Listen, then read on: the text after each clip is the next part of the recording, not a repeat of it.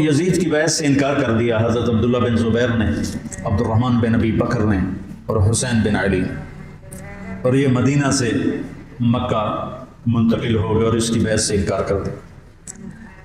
حضرت حسن نے اپنے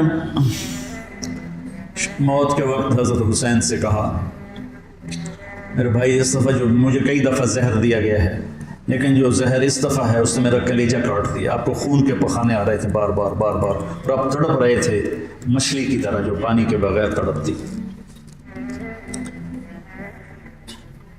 پھر کہنے لگے میرے بھائی میں نے خوب دیکھ لیا ہے، اللہ نے ہمارے گھر میں نبوت رکھی ہے، ہمیں حکومت نہیں ملے گی، ہمیں نبوت کا شرف ہی رہے گا، حکومت نہیں ملے گی ہمیں، کوفی تمہیں دھوکہ دیں گے، ان کے دھوکے میں نہ آنا، انہوں نے تیرے باپ کو دھوکہ دیا، انہوں نے مجھے دھوکہ دیا، یہ تجھے بھی تیرے ساتھ غداری کریں گے اور تیری موت تک یہ غداری کا انجام ہوگا۔ حضرت حسین کہنے لگے کس نے زہر دیا ہے؟ فرمایا کیا کرو گے؟ قتل کرو گے؟ کہنے لگے ہاں قتل کروں گا۔ کہا جس نے مجھے زہر دیا ہے اگر تو میرا گمان سچا ہے تو پھر میں آخرت میں خود ہی نمٹ لوں گا، اگر میرا گمان غلط ہے تو ایک بے گناہ قتل ہو جائے گا، نہیں میں نہیں بتاتا۔ تو اسی زہر میں تڑپ تڑپ کے 46 سال کی عمر میں آپ کا انتقال ہو گیا، بالکل عین جوانی میں۔ تو جب یزید کی بہت زیادہ نافرمانیاں بڑھیں اور لوگوں میں شکایت پیدا ہوئی تو پھر آپ اپنے قافلے کو لے کر نکلے۔ کوفہ والوں کے بہت سے خطوط تھے، عبداللہ بن عباس نے روکا، عبداللہ بن عمر نے روکا، نہ جاؤ یہ غداری کریں گے۔ عبداللہ بن عباس کہنے لگے انہیں کہو تم ادھر آؤ، یہاں میرے پاس آؤ، میں یہاں سے لشکر بنا کے یزید کے خلاف کروں گا، قدم اٹھاؤں گا۔ جب تک وہ یہاں نہیں آتے آپ نہ جانا، وہ ایک قدم پہ پھر جاتے ہیں۔ انہوں نے کہا میرے بھائی میں نے خواب دیکھا ہے، اس میں مجھے جانا ہی ہے، اور شہادت ان کو پکار رہی تھی۔ تو نعمان بن بشیر تھے کوفہ کے گورنر، جب یزید کو پتہ چلا کہ امام حسین نکل پڑے ہیں تو اس نے ان کو ہٹا کر عبید اللہ بن زیاد کو گورنر بنا دیا۔ زیاد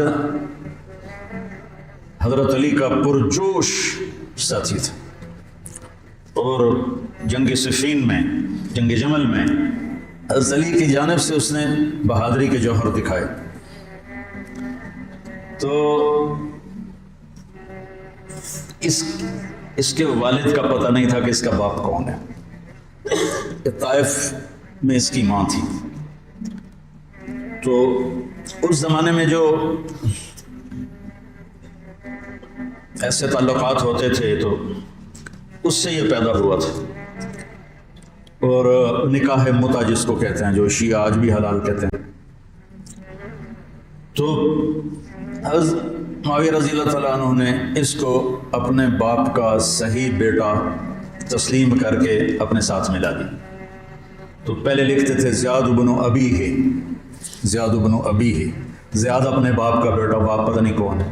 تو اس کے بعد زیاد بن ابی سفیان ہو گیا، تو اس سے اس کو ایک بہت بڑی گارنٹی مل گئی۔ تو وہ پھر حضرت معاویہ رضی اللہ تعالیٰ عنہ کا پرجوش حامی بن گیا، پھر وہ بہت ظالم بنا زیاد۔ اللہ بیٹا خاتمہ اچھا کرے، آدمی کا کچھ پتہ نہیں۔ اس دور کے علی کی صحبت کے لوگ اور ایسے پھر گئے، تو اس کو پھر کوفے بصرے کی ملی گورنری، اس نے ظلم کے پہاڑ توڑے۔ اس نے ایک دفعہ اعلان کیا کہ رات کو کوئی شہر سے باہر نہیں ہوگا، جو ہوگا قتل کیا جائے گا۔ فتنے کا دور تھا، تو وہ ایک رات کو وہ نکلا راؤنڈ لگانے، تو آگے ایک بدو چرواہا بیٹھا ہوا تھا۔ کہنے کہ تم یہاں کیا کر رہے ہو؟ کہا جی میں آیا تھا، میرے ساتھ بھیڑ بکریاں تھیں، تو مجھے دیر ہو گئی، تو شہر کے دروازے بند ہو گئے، تو میں اندر نہیں جا سکا۔ تو انہوں نے تلوار نکالی، کہا تیرے لیے جنت نہ کوفہ سے بہتر ہے، اور گردن اڑا دی، اور کہنے لگا زیادہ اپنی بات کا پکا ہے۔ اس طرح کا وہ ظالم بن گیا، اور پھر طاعون میں وہ مرا۔ تو اس کا بیٹا تھا عبید اللہ، تو وہ باپ کی طرح وہ بھی ظالم تھا، جیسا باپ ویسا بیٹا۔ تو ابن زیاد آ کر وہاں اس نے کوفے کی حکومت سنبھال لی۔ مسلم بن عقیل رضی اللہ تعالیٰ عنہ کو حضرت امام حسین نے بھیجا تھا حالات کا پتہ کرنے، ان کو پکڑ کے شہید کر دیا۔ تو جب یہ راستے میں تھے تو کوفے سے کچھ لوگ راستے میں ملے تو آپ نے پوچھا مسلم بن عقیل کا، تو کہا جی ان کو تو شہید کر دیا گیا ہے۔ کہا کوفے والوں کا کیا حال ہے؟ تو انہوں نے کہا دل آپ کے ساتھ ہیں، تلواریں بنو امیہ کے ساتھ ہیں۔ دل آپ کے ساتھ ہیں، تلواریں بنو امیہ کے ساتھ ہیں۔ تو کچھ لوگوں نے واپسی کا مشورہ دیا کہ واپس چلے، تو حضرت مسلم بن عقیل کے بیٹوں نے کہا اب ہم اس کے خون کا بدلہ لیں گے، ہم واپس جانا ہمارے لیے بزدلی ہے، اور تقدیر ان کو کھینچ کے لائی کربلا کے میدان میں۔ تو ابن زیاد نے حسین بن نمیر کو ایک دستہ دے کر بھیجا کہ ان کو پانی سے دور کہیں روکو، پانی کے قریب نہ ہوں۔ تو اس نے حر بن یزید کو 1000 کا دستہ دے کر کربلا کے میدان میں بھیجا، اور ان کے آنے سے پہلے دریائے فرات کے کنارے کو قابو کر لیا۔ اور آل رسول پہ پانی بند کر دیا جائے، یار کمال کی بات۔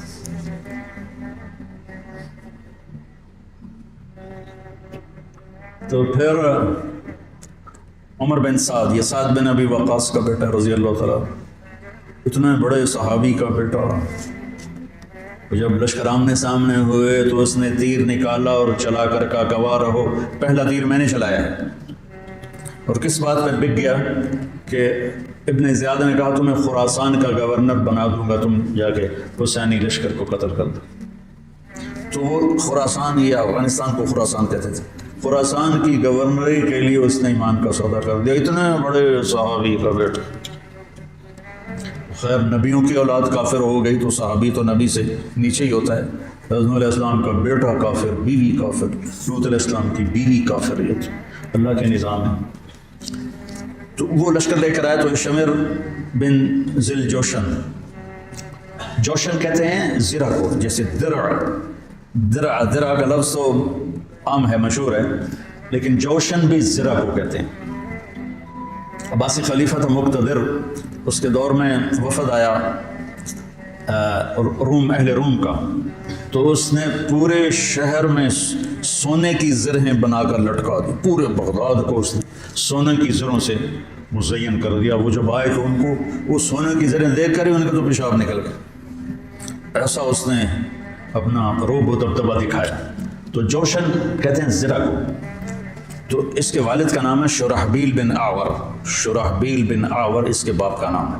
ذوالجوشن نام نہیں ہے، ذوالجوشن اس لیے ہے کہ عرب میں سب سے پہلی زرہ اس نے پہنی تھی، جو ایران کے بادشاہ نے اس کو دی تھی، تو اس سے اس کا لقب پڑا ذوالجوشن، اس کا یہ بیٹا تھا خبیث، اور یہ حضرت علی کے ساتھیوں میں تھا۔ صفین کی جنگ میں حضرت علی کے ساتھیوں میں حضرت معاویہ سے لڑا تھا، اور بس پھر پیسے کی کھنک میں اندھا ہو گیا۔ یہ چتکبرا تھا، برس ہو گئی تھی، پھل بیری۔ جب لشکر آمنے سامنے ہوئے تو حضرت امام حسین نے فرمایا اللہ اکبر، صدق اللہ و رسول اللہ اکبر، اللہ اس کے رسول نے سچ کہا۔